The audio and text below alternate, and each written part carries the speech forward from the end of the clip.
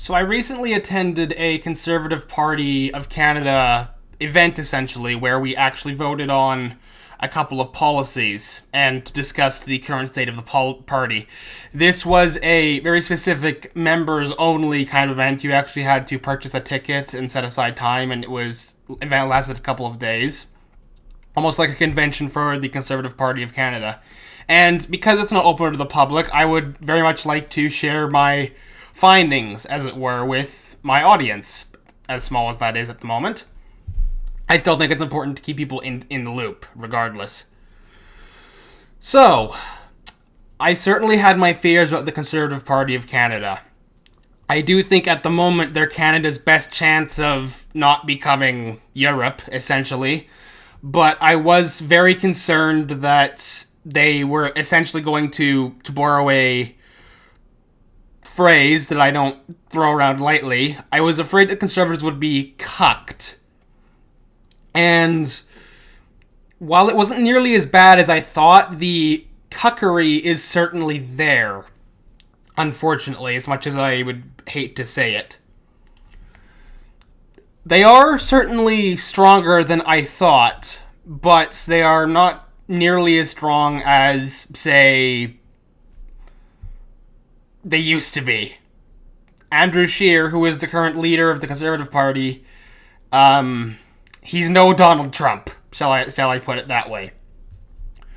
There is certainly a split within the party, I would definitely say, which is a problem, because a party divided is not going to get anything done, unless you have a really strong leader, like Donald Trump. But unfortunately, Andrew Scheer, don't get me wrong, he's a nice guy, but I just don't get the sense that he's a real guy that's going to hammer points home.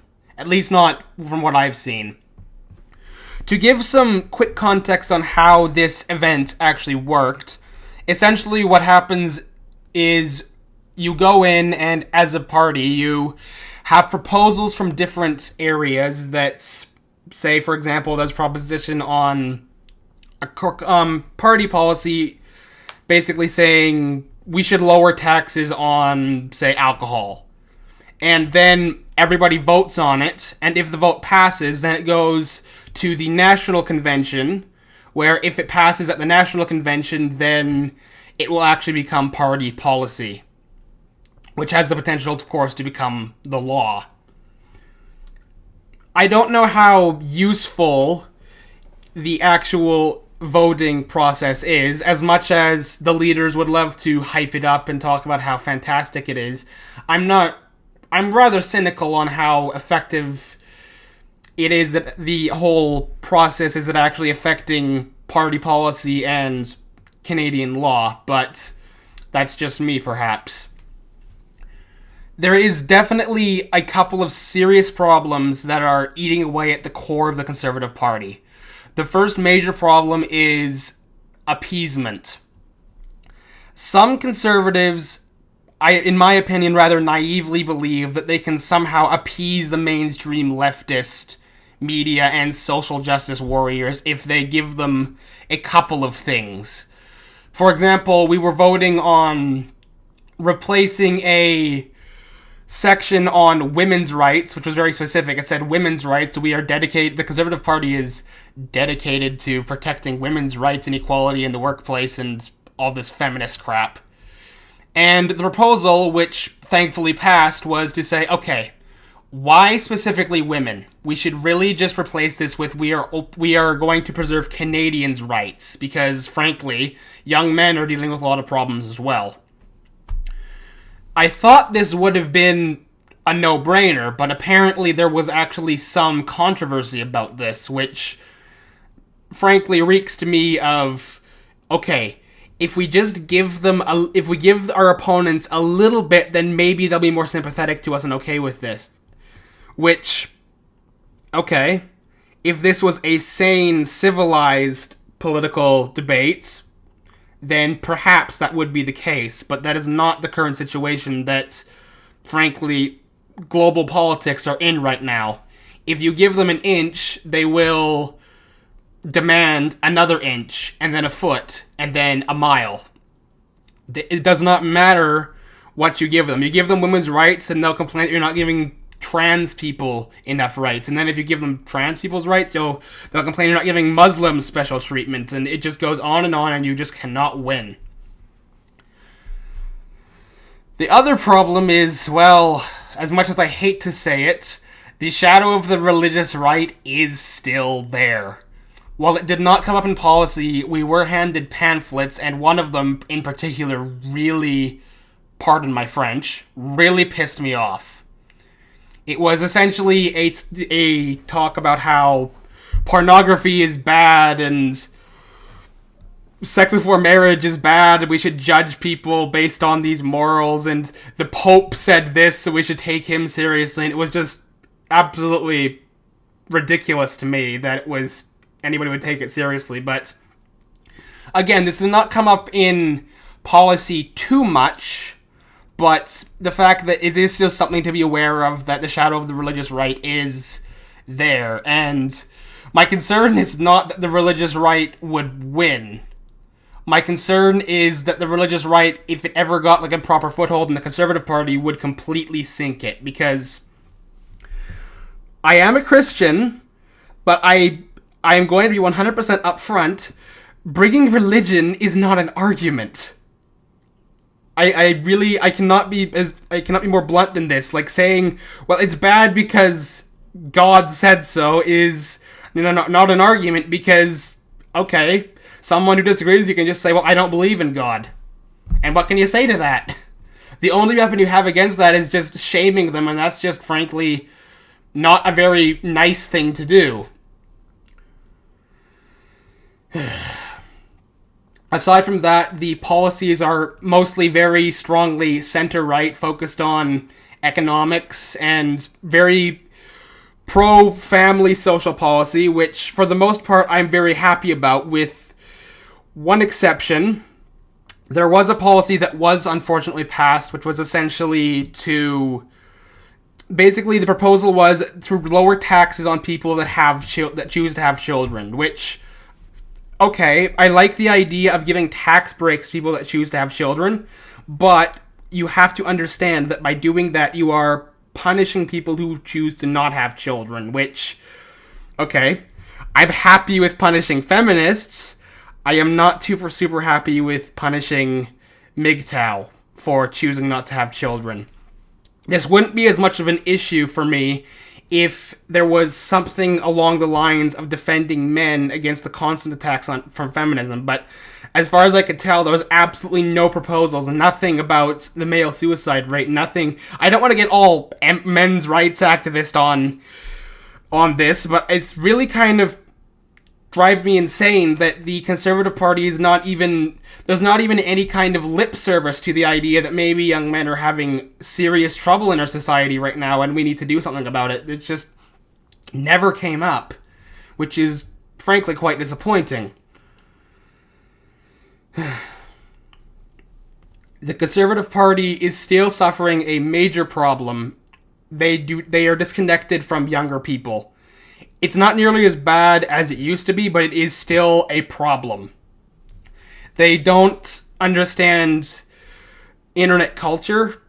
Like, I hate to keep comparing them to Donald Trump, because it's not really fair, because that's a different situation. But, like, Donald Trump has some base understanding of how internet culture works. Like, he knows how to use internet humor and memes to really connect with kind of a younger audience, which I think the Conservative Party is definitely missing.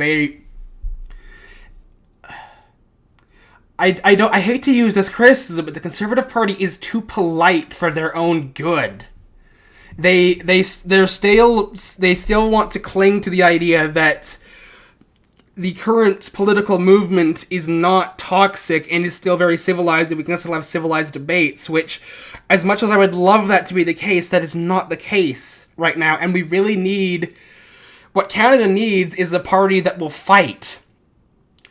And I know I haven't talked about them before, but there is... I will just give them a quick mention. There is a Libertarian Party of Canada, but...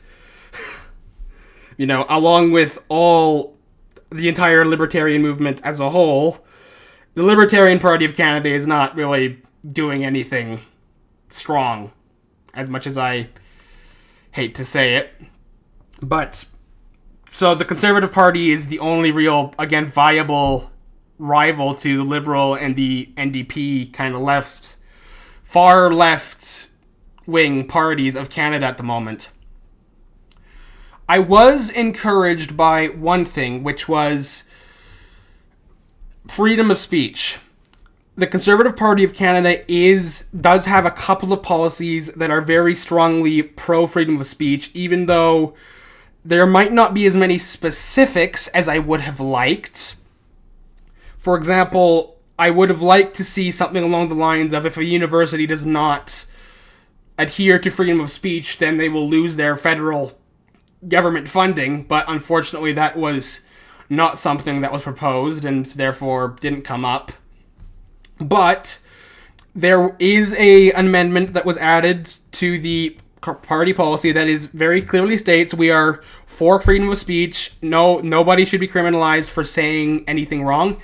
And what was also nice, even though again this was controversial for some reason, there was a direct policy put into the Conservative Party